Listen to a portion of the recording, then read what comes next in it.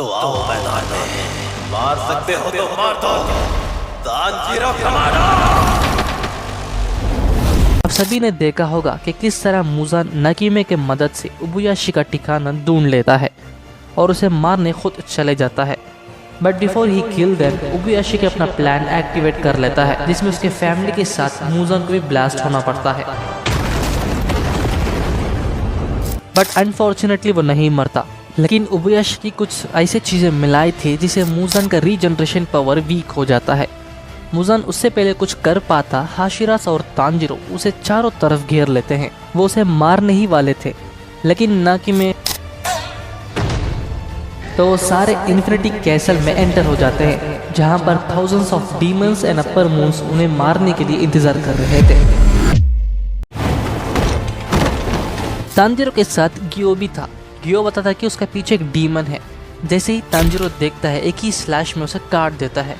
लेकिन तानजीरो और गियो देखते हैं कि उनके पीछे कई सारे डीमंस पड़े हुए थे। ओबानाई और मित्सुरी एक साथ रहते हैं। जैसे ही वहाँ डीमंस आते हैं तो ओबानाई अपने ब्रीथिंग फिफ्थ फॉर्म से यूज करके सारे डीमंस को मारने लगता है और वो कहता है कि वो मित्सुरी से दूर ही रहे, जिसे सुनकर मित्सुरी बहुत ही खुश हो जाती है। स्टोन, हाशिरा, गियोमे और मियोचिरो डीमंस की तरफ जाने लगते हैं। गियोमे बोलता है कि यहाँ कई सारे लोअर डीमंस हैं जो कि कुछ प्लान कर रहे हैं। मियोचिरो कहता है कि मास्टर उबुयाशी की उसे अपने एक बेटी की तरह ट्रीट किया, लेकिन मुजान उसके भाई और उसके मास्टर को भी मार दिया, जिसे वो एक पिता की तरह समझ रहा था।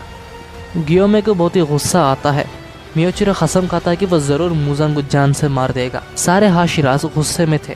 सेनामी अपने मास्टर मरने के बाद पूरी तरह पागल हो जाता है और वो सारे डीमंस को चीरने लगता है। इन उसके अकेले ही मजे ले रहा था। वही हमारा थंडर गॉड जेनिट्सु अपने मास्टर के कातिल को ढूंढकर आगे बढ़ता है। वो पछताएगा। इन सब के बीच शिनोबु का मुलाकात अपर मून 2 डोमा से हो जाती है। शिनोबु देखती है कि डोमा ने कई सारे इंसानों को मार दिया था। के बाद मैं आम जिंदगी नहीं जी सकती मेरी बहन। शिनोबु से कहता है कि तुम बहुत स्वादिष्ट लग रही हो। वहाँ एक लड़की जिंदा थी, तो वो शिनोबु से मदद मांगती है। तो डोमा को गुस्सा आता है और वो उसे मारने की कोशिश करता है, लेकिन शिनोबु उसे बचा लेती है। लेकिन कोई फायदा नहीं, डोमा उसे 2 टुकड़ा कर देता है। शिनोबु का बहुत ही गुस्सा आता है और वो बताती है कि वो डीमन डोमा ही है जिसने उसकी बहन को मारा है। तो वो उस पर हमला करने लगती है। डोमा ब्लड डीमन आर्ट इस्तेमाल करके शिनोबु का अटैक को डॉज कर लेता है, पर शिनोबु का पॉइजन उसके शरीर में स्प्रेड होने लगता है। ये जहर।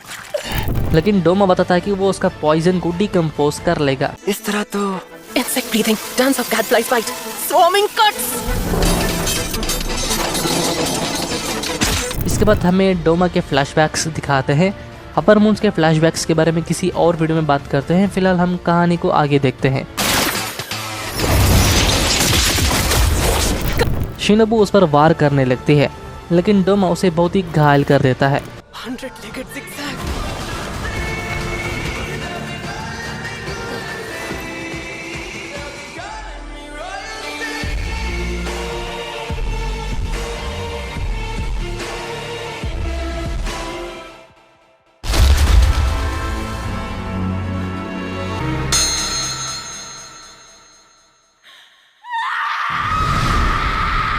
गाइस, इसके बाद वो वक्त आता है जिसके लिए हमने इंतजार कर रहे थे। जेनेट्सु वर्सेस काइगाकू। जेनेट्सु कहता है कि मैं जानता हूँ तुम यही हो। काइगाकू जो कि उसका सीनियर था, तो वो उसका मजाक उड़ाने लगता है। मारी गई, शिनोबु को जो मारी गई। जेनेट्सु रोते हुए कहता है कि उसकी वजह से उसके मास्टर सुसाइड कर लिया था, लेकिन काइगाकू को कोई फर्क नहीं पड़ता। काइगाकू और जेनेट्सु दोनों ही थंडर यूजर हैं, तो काइगाकू अपना थंडर ब्रीथिंग 4th फॉर्म इस्तेमाल करने लगता है।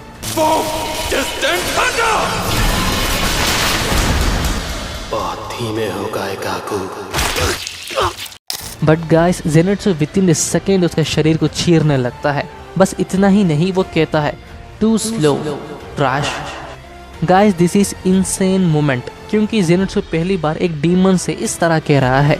तभी हमें काइगाकू का फ्लैशबैक दिखाते हैं, जब उसका मुलाकात अपर मून 1 कोकोशिबु से हो जाता है। पहले ही मुलाकात में वो हार मान लेता है, तो कोकोशिबु से कहता है कि क्या तुम्हें शर्म नहीं आता, जबकि तुम्हारे सामने एक स्ट्रॉन्गेस्ट अपोनेंट खड़ा हो और तुम उसे लड़ने के बजाय हार मान लिया। लेकिन काइगाकू उसे भीख मांगने लगता है और वो बताता है कि वो सबसे पावरफुल बनना चाहता है। तो काकोशिबा उसे ऑफर करता है कि वो डीमन बन जाए। और अगर उसकी एक भी बूंद नीचे गिरी तो तुम्हारा सर धड़ से अलग कर दिया जाएगा।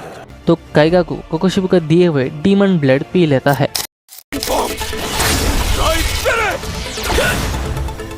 खैर दोनों ही आपस में थंडर ब्रीथिंग से लड़ रहे थे। जेनेत्सु अपने मास्टर के बारे में सोचकर बहुत ही पागल हो जाता है। तो अब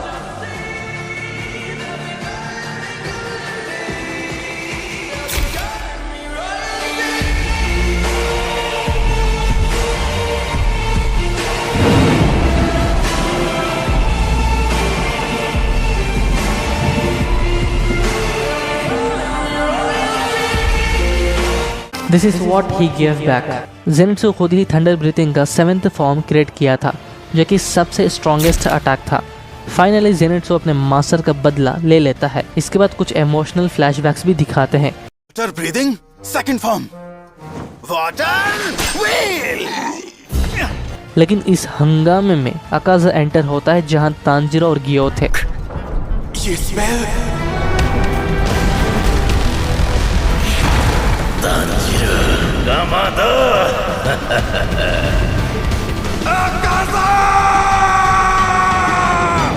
वहीं मुजन एक अजीब से शेप में एवॉल्व होने लगता है। साथ ही वो तामायो को अपने अंदर खींच रहा था। तामायो मदद मांगने लगती है। इसके बाद हमें नेजुको को दिखाते हैं। मास्टर साकोंजी नेजुको का ख्याल रख रहे थे। तामायो ने दिए हुए एंटीडोट को नेजुको को दे दिया था। For what to possible for Nezuko to go back to being human, और इसका असर भी होने लगता है। साकोंजी बोलते हैं कि अगर नेजुको पहले की तरह एक ह्यूमन बन जाए तो मुजन का सारे ड्रीम्स टूट जाएगा। चाहे कुछ हो जाए तुम्हें जीतना होगा। So let's come to the fight. Tanjiro Akaza का एक हाथ काट देता है। Come on come on come on, मैं इसका सर कभी नहीं काट पाऊंगा अगर मैं इसके हाथ ना काट पाया।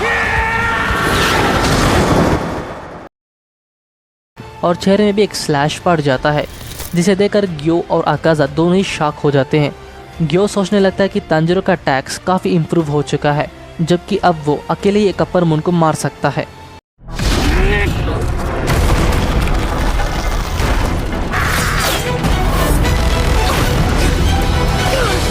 वहीं अकाजा फ्लेम हाशिरा रेनगोकू का बात एक्सेप्ट कर लेता है, जब उसने कहा था कि तांजीरो एक स्ट्रॉन्गेस्ट डीमन स्लेयर है।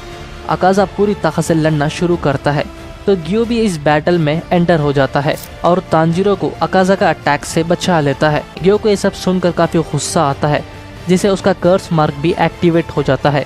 गियो अपने वाटर ब्रीथिंग 4th फॉर्म से हमला करने लगता है, लेकिन अकाजा इतना स्ट्रॉन्गेस्ट था जिसे गियो का सारा अटैक्स पैटर्न को देख पाता था। अब अकाजा पूरी ताकत से गियो को मारने लगता है, जैसे रेनगोकू को मारा था। But this time will it not happen again the same thing, क्योंकि तांजीरो अकाजा गियो को मारने से पहले ही उसका हाथ विदिन ए सेकंड काट देता है, जिसे देखकर सब हैरान थे। तांजीरो अब पूरी तरह से पागल हो जाता है, लेकिन अकाजा गियो को मार के दूर फेंक देता है। अकाजा गियो से बोलता है कि वो भी रेनगोकू जैसा मत मरे, वो चाहे तो डीमन बन सकता है। गियो को ये देखकर हैरान था कि अकाजा ने नोटिस ही नहीं किया कि तांजीरो उसके पीछे खड़ा है। गियो सोचने लगता है तांजीरो उसका सर काट दे, यही आखिरी मौका है। बट गाइस तांजीरो चिल्लाकर अकाजा को बुलाता है और वो कहता है कि वो उसका सर काट देगा, तो अकाजा उस पर हमला करने लगता है। गियो को ये पागलपन लग रहा था एंड नाउ दोनों ही स्ट्रॉन्गेस्ट अटैक करने तैयार हो जाते हैं।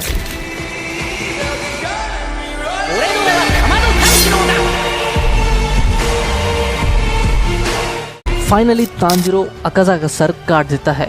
अकाजा का खास टेक्निक मार्शल आर्ट्स का स्पिरिट अटैक था, लेकिन तांजीरो एक सर्टेन टाइम के लिए अपना स्पिरिट डिसअपियर करके उसे हरा दिया। In other words Tanjiro surpass Akaza in martial arts. खैर इतना होने के बाद भी अकाजा अपने सर को अपने शरीर में फिक्स करने के लिए कोशिश करता है, लेकिन गियो समा अपने स्वॉर्ड को फेंककर उसका सर को दूर फेंक देता है। लेकिन बिना सर के अकाजा का शरीर मूव होने लगता है। तांजीरो अपने पावर लिमिट पहुंच गया था, जिसे वो बेहोश होकर गिर जाता है, तो अकाजा उसे मारने आगे बढ़ता है। गियो ये देखकर हैरान हो जाता है, बट फिर भी वो अकाजा से कहता है अगर तुम तांजीरो को मारना चाहते हो तो पहला तुम्हें मुझे मारना होगा।